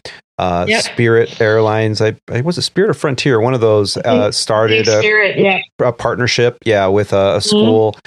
We have the cadet program. Legacy Airlines has their issue with that, and Delta is now starting to look into training for their pilots. Every couple days, I know Kyle, one of our co-hosts, he runs a page on Facebook called the Aviation Information Business board, and he posts stories every single day anytime there's anything to do with a cadet program. He's a cadet mentor for the cadet program. Awesome. So that's great. He's busy with that. Well, that's why he's not on the show as much as we'd like, but he always has, when he always has great insight on hiring. Hiring, like you said, it's not really an issue when you're at a legacy air carrier, because there's nowhere to go but up, right? You're at the top of the pyramid, right? But at a regional or a charter organization, you're always looking up and forward, and you'll move on. And there are a few pilots that move from one regional to another just to collect their bonuses. They stay for their mandatory time, so they don't have to pay back bonuses. And then they go to another regional and they go collect more bonuses, and they're doing that. And whatever. I mean, it's no different than pilots that are trip trading and using days off to pick up premium and all that stuff. And I'm not against picking up premium. I know I've picked up my fair share, but I think the company is dragging their feet, for one, because they want to see what the almighty Delta is doing, right? Then I think they're also dragging their feet because always the year before an election cycle, or the presidential election cycle, the economy is in question. And so you're going to see some downturns. You're going to see some interest rate fluctuations. You're going to see a housing market that becomes a little bit unstable. So that traditionally happens every 4 years, or the year before an election cycle. So I think they were hoping that maybe they weren't going to lose too much money with the pandemic, but economically that the country would be in a little bit tougher shape, and then they'd have an excuse to go, well, we want to pay you more, but here's a contract, sign this one, before it gets worse. But that didn't happen. No. We had a very stable recovery, and I think now it's to the point where our biggest strength, you were saying, what's our leverage? I think our leverage is the fact that now, with the advent of the technology systems like apps and all these websites that are really social media magnets, you can start a page and you can find out what's going on over at the other carriers easily, just couple keystrokes away, and you can find out what the pilots are talking about over there. And so with that, we have strength. We have strength in that type of unity. And I'd like to see that transpire into a great industry-leading contract, because I think inevitably that is what the game changer is going to be for any airline, to acquire new hires. People, I want to go work for the one with the best pay and the best quality of life and work the least and get paid the most, obviously, right? Did you ever hear the old joke? This is back from the 80s. So Bob Crandall was the CEO at American Airlines, and that open contract, and much, disgruntlement in the ranks. And so the joke went that Crandall called all the pilots together to a big meeting, and he says, I have solved the pilot problem. From now on, you're going to have to work every Wednesdays. And the guy in the back pops his head up. Oh, Mr. Crandall, I have a question. And the guy goes, yeah, well, what's your question? He goes, is that every Wednesday? Oh, my God. If there's a way, we'll find a way to get around it. And we're always complaining. Yeah. But so if you look at the history of pilot contracts, I mean, we can look at Delta and say, historically, they've made significantly more money at Delta in the last 10 years than what we have at American, right? But historically, the majors, even though we are not a part of ALPA engages in open pattern bargaining, right? Particularly when they have numerous carriers that have open contracts. They form a team, and the United guys know what they're negotiating at Delta, and vice versa, right? So, and that's to the betterment, or, on the flip side, like I said, with the original B scale at American, that came about at American in the mid 80s. It had never happened before. And within 5 or 6 years, they had B scale at every other carrier.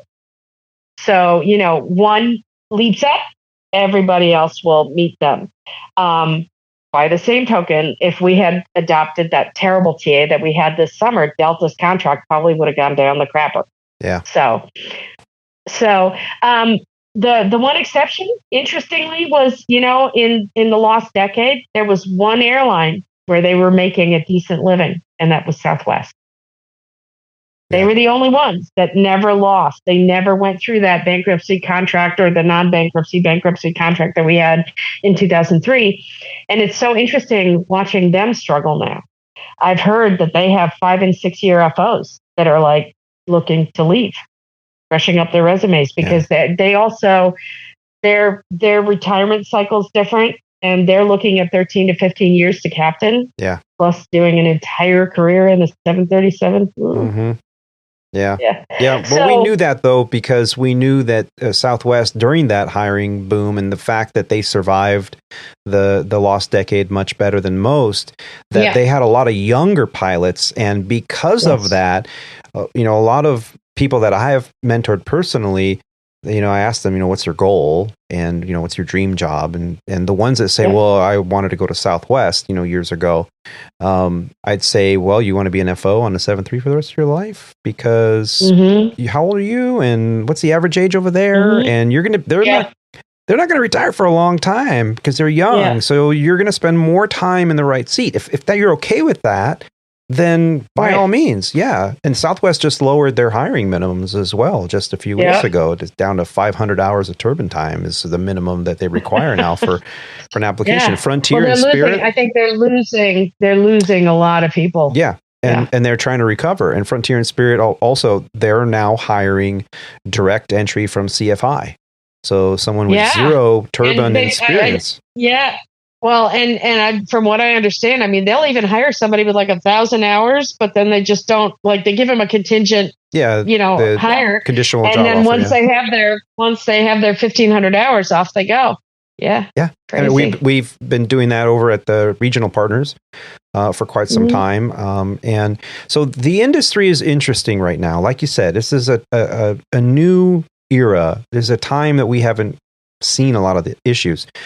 Now, I think part of the problem with our membership at the airline is the fact that there are so many mergers that have happened over the last 20 years that depending on what base you are discussing, the background of those pilots that have been elected into a union office come from a particular mindset. Oh, well, over at U.S. Airways, we did it this way, and this is what we really want in our contract. And then you go to a different base at some of these board meetings, and you talk to them, and they're like, oh, well, we don't want to move this motion forward because in Chicago, we used to be, this way. We want this in the contract. And then the guys in Phoenix are completely different values. Well, we over at America West, we want it this way. So I think there's a lot of history there. And then when you mentioned that the negotiating committee are mainly new hires, first officers, narrow body, that actually, I think, gives a more fair and neutral position to begin with. That you're not going to have all these preconceived notions of oh, well, back in the day, this is what I want it back the way it was. Instead, you'll have a blank slate. And so that's very positive, at least the way I look at it. I've been around for a while with this company for 5 years now, but 13 at my previous, and my paycheck were all signed by the same CEOs. So I've been around for a while, I dare I say close to 20 years just with these carriers, this one parent company. Right. So I've seen a thing or two, and these are just some observations that I've seen. Now, with that said, what do you see are some of the biggest hurdles that our union is now currently facing?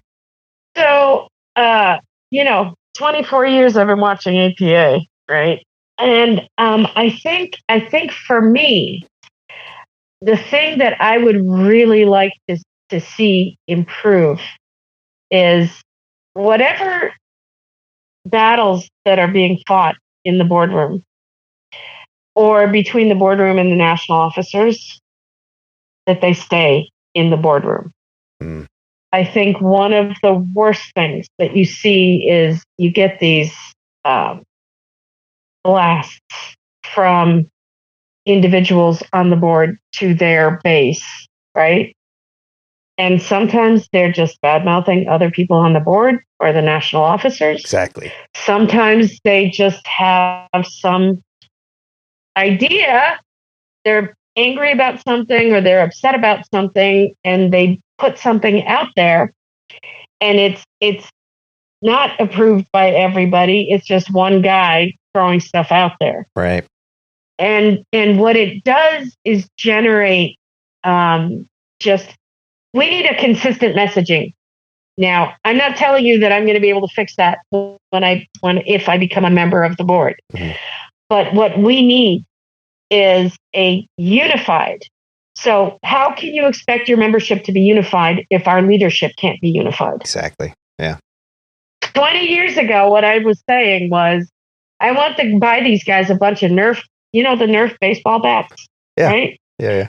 Lock the conference room door and go beat the crap out of each other. But when you open that door, you hold hands and you sing Kumbaya, and you're in a rowboat and you're all rowing in the same direction. And I have seen that for more than 20 years. And I'm so tired of it. And it always seems like we manage to shoot ourselves in the foot at the worst possible time. Because American Airlines management, any airline management, sees that kind of disunity in the body that represents their labor group. They don't have to do a thing. No. All they have to do all they have to do is stand and let us shoot ourselves in the foot. So, how do you fix it? I don't know. But I do know that the way that our Constitution and bylaws are set up, the board of directors is the one that steers the union. We have 20 people on that board of directors. Really, really hard to get a consensus. It has a lot to do with how the people in that room get along together. I actually kind of disagree with you. I don't know that. So we have CWA pilots, we have America West pilots, we have US Airways East pilots, and we have American Airlines pilots.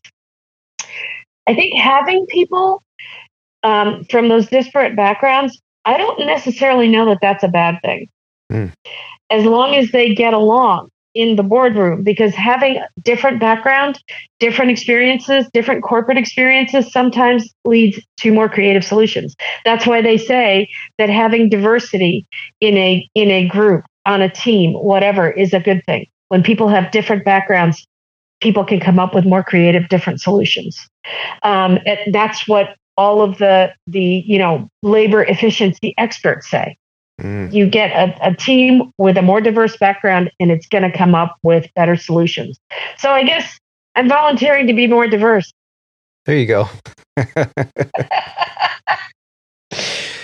I think, but having the different backgrounds isn't necessarily a bad thing. Having sniping and infighting is normal. Doing it in public is unacceptable. And I think that's the problem, is that with technology, anybody can send out an email or a blast or an online thing, or that we've recently had some issue with someone leaking information allegedly to news medias. That was bad. That was bad. But that kind of stuff, back in the day, you'd have a team of people in your jump seat going, "Hey, listen, if this happens again, it's not going to be good." You know what I mean? Hey, take it from Tony over here. He's got a friend. Yeah. He's got a cousin. He's going to come take care of you. I'm all for it. You need to join. You want that kind of thing, you got to join the Teamsters. You got to join the Teamsters. I could have been somebody. I could have been a contender. Yeah. You know what? I feel optimistic and I feel hopeful. I really do. I think our paychecks are going to get a lot better. I hope that we will get some improvements to quality of life.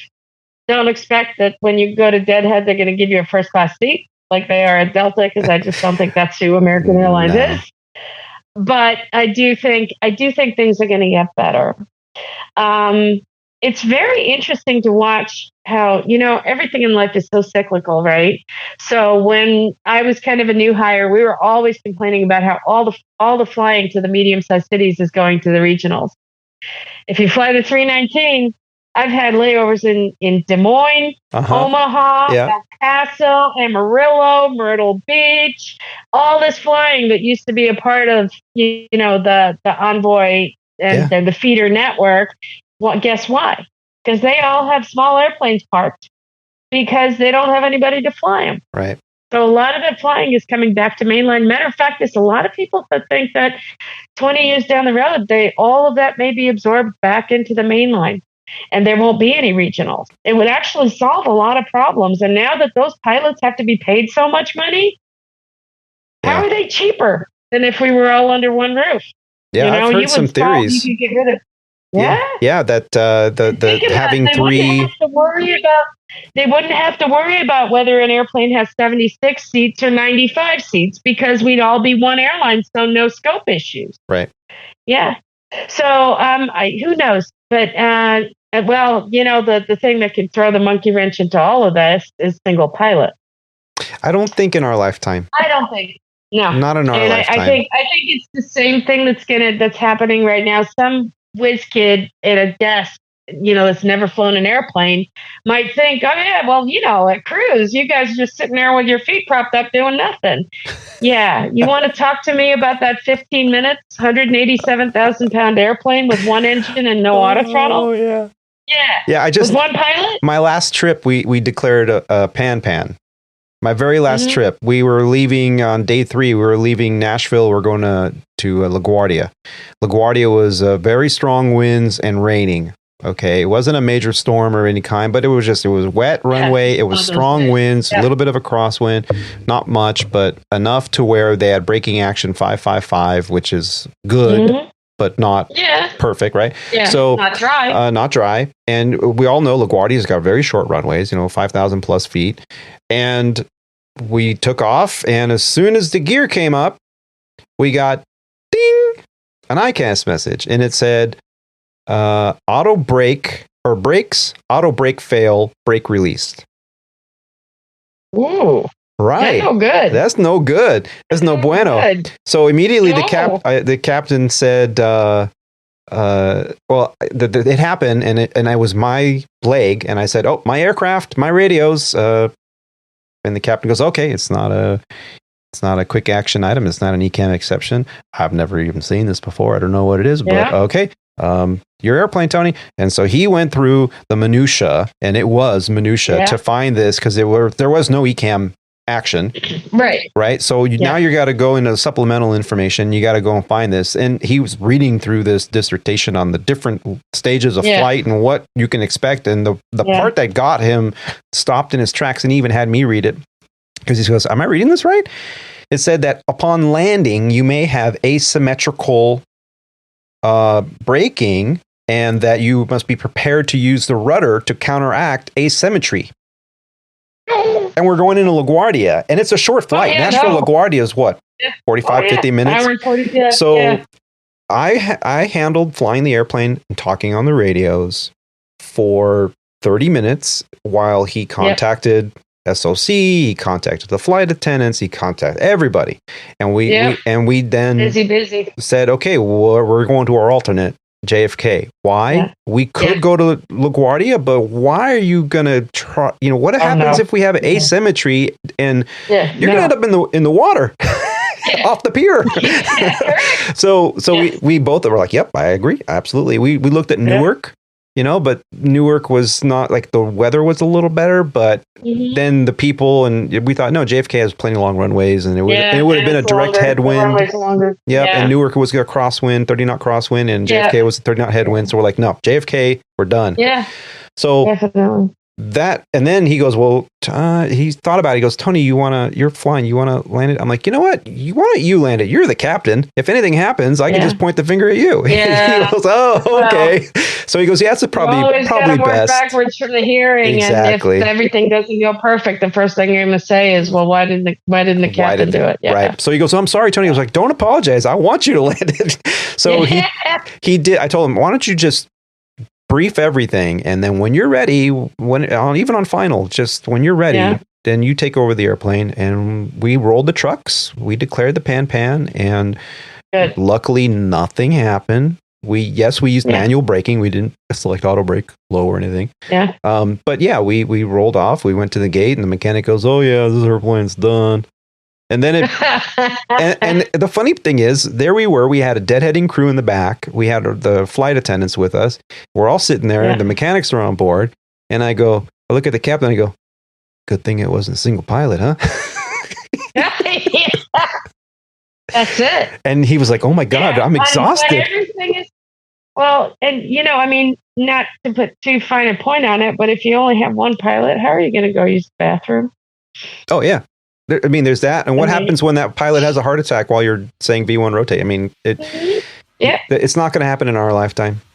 No. So I just think it's some whiz kid. It's like, have you seen those pictures of the double-decker seats? Oh, yeah. Never thought of that. Or the ones where you're facing each other so you can... So, come on. Well, I want to thank you for spending this time with us today. Is there anything that you would like to say to the listenership about the industry itself, or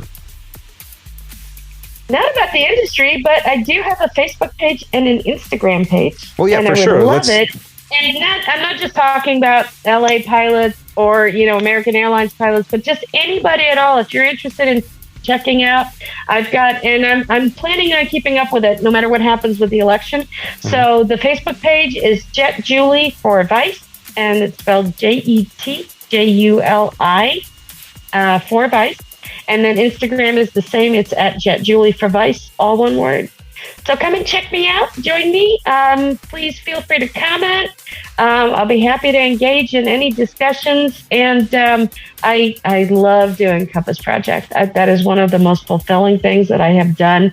And it's another thing that just makes me really optimistic about our airline and our profession, because it's so great to see these people that are just so thrilled on their first day. Their first couple of weeks. And uniformly, the training experience is wonderful. Our schoolhouse, I really believe, is second to none. I have yet to hear anybody say anything other than, I always tell them, it's like, this is no gotchas here. Everybody wants you to succeed. They will do whatever you need to help you succeed. And whenever they finish training, they're all like, yeah, you were right. So super, super fulfilling. And I'm optimistic. And I can tell you it is possible to have worked at American Airlines for 24 years and still look forward to going to work every day. And I got another 8 years left. And I can pretty much guarantee you that, God willing, all my parts keep working right.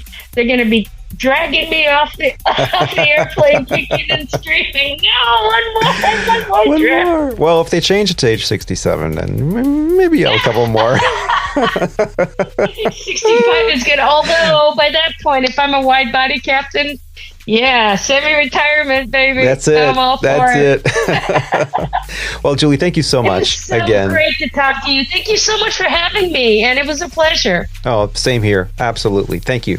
Hopefully we'll get to do it again sometime soon. Hopefully when we get a new contract. Yes. We'll have one. Yeah, that would be great. And we'll talk about how great it is.